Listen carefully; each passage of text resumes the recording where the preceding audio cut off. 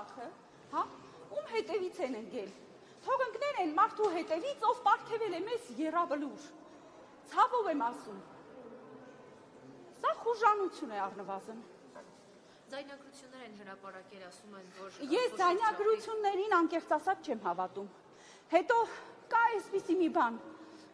Մեզ համար ամենակարևորը որն է, եռաբլուրում զինվորները չլինեն, թե ընկնեն այդ մանուկների հետևից։ Ես չգիտեմ, որն է ամենակարևոր հարցը այստեղ։